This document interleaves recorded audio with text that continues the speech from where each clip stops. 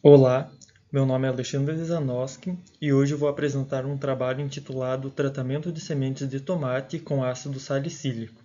Sou acadêmico do curso de Agronomia da Universidade Federal da Fronteira Sul, onde realizei este trabalho juntamente com a autora secundária Carolina Bressan Heiheimer e sob orientação e supervisão da doutora Vanessa Nilman Silva. Introduzindo então o assunto, podemos notar que atualmente estão se intensificando as pesquisas e os testes a partir do condicionamento de sementes, né, então do tratamento de sementes com diversas substâncias, não limitando apenas a cultura do tomate. O principal objetivo desse tratamento é melhorar o seu desempenho fisiológico e, consequentemente, o vigor dessas sementes. Um exemplo disso é o ácido salicílico, que é um fito-hormônio fenólico capaz de contribuir para o desenvolvimento das plantas e também defendendo, né, ocorrendo uma proteção contra fatores bióticos e abióticos, como por exemplo o surgimento de fitopatógenos que podem estar acarretando a cultura no decorrer de suas fases de desenvolvimento. Então, a aplicação do ácido salicílico pode tanto como promover a germinação como pode inibir.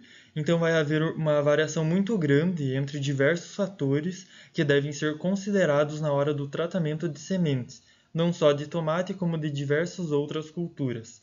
Então, entre as cultivares, vai haver uma variação muito grande entre qual é a concentração de ácido salicílico ideal para incrementar no seu desenvolvimento.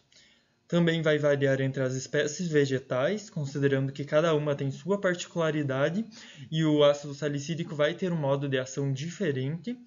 Também vai variar do estágio de desenvolvimento da planta, onde foi aplicado o ácido salicílico, como pode ser aplicado diretamente na semeadura, assim como na área foliar, em um estágio mais avançado.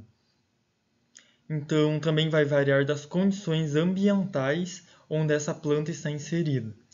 Atualmente, a gente pode notar que existem diversos meios de tratamento de sementes que podem ser utilizados, e o principal objetivo deles é melhorar o potencial fisiológico das sementes e também melhorar a proteção contra fatores bióticos e abióticos, como por exemplo a presença de fitopatógenos que podem estar acarretando a cultura nas suas diversas fases de desenvolvimento.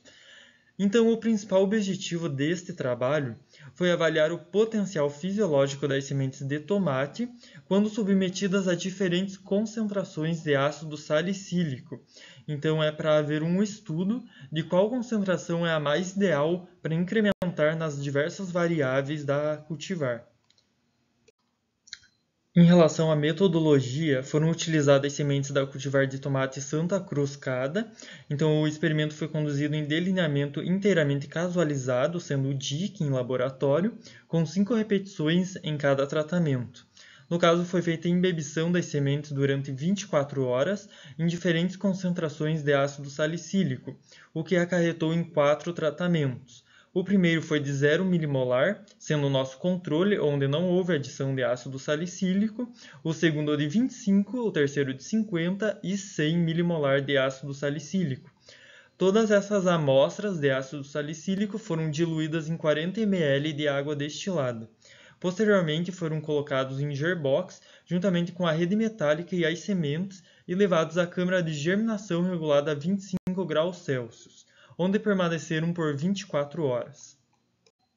Então, para a determinação das variáveis, incluindo a germinação, foram feitas 5 repetições para cada tratamento, onde continham 50 sementes cada um.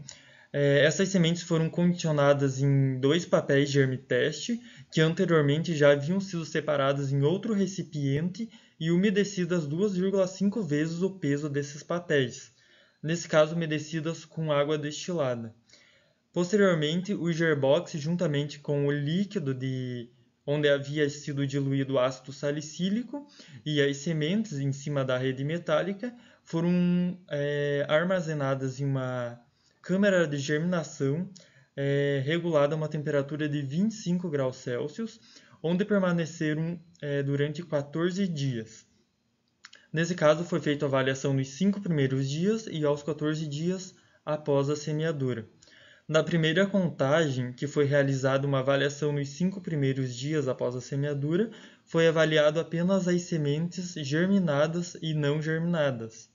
Já na segunda contagem, que foi realizada aos 14 dias após a semeadura, foi realizada uma avaliação das plântulas normais, anormais e mortas, juntamente com o comprimento da raiz e da parte aérea, separadamente.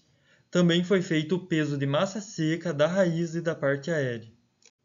Para a determinação da variável de comprimento de plântulas, que foi realizado 14 dias após a semeadura, foi feito com o auxílio de uma régua graduada, então foi retirado 20 plântulas por repetição de cada tratamento e realizado a medição tanto da parte aérea como da parte da raiz separadamente. Posteriormente foi feita uma média e levado ao programa de análise estatística.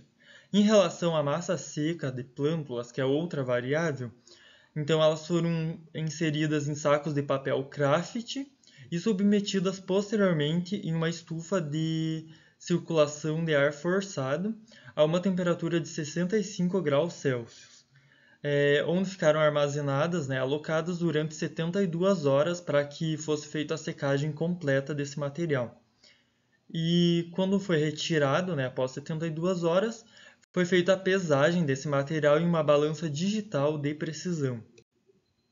Ainda na metodologia, todos os dados que foram coletados durante as avaliações foram submetidos à análise de variância para o teste de Tukey e também para o teste de regressão por meio do Programa de Análise Estatística SysVar.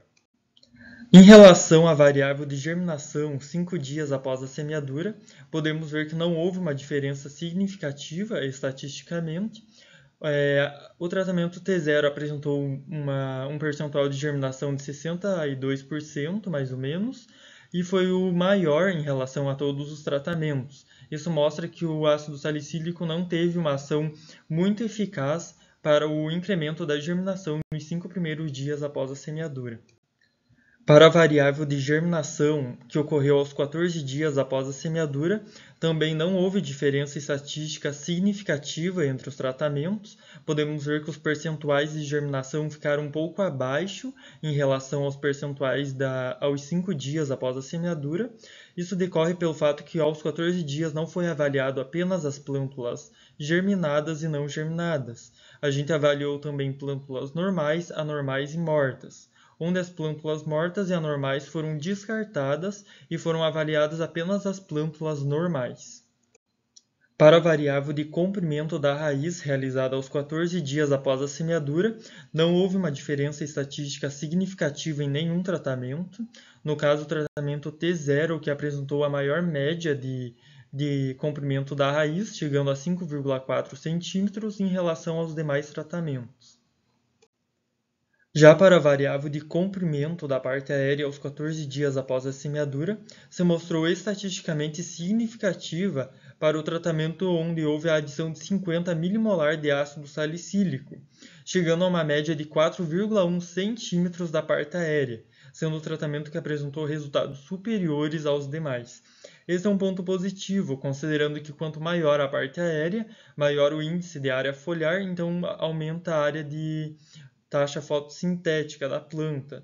Isso incrementa na produtividade final e na rentabilidade do produtor. Já para a variável de massa seca da raiz e da parte aérea de plântulas realizadas aos 14 dias após a semeadura, podemos ver que não houve diferença estatística significativa entre os tratamentos, o que torna todos iguais, estatisticamente, porque não houve incremento do peso da massa seca. Concluindo agora o nosso trabalho, a gente chegou à conclusão que o tratamento de sementes com diferentes concentrações de ácido salicílico vai variar de acordo com a variável que está sendo analisada, como por exemplo neste trabalho, a única variável que foi incrementada com a adição de 50 milimolar de ácido salicílico foi a parte aérea, o que é um ponto muito importante para aumentar a taxa fotossintética. A gente agradece muito pela atenção de todos e também pela oportunidade disponibilizada a nós para a apresentação do nosso trabalho. Obrigado.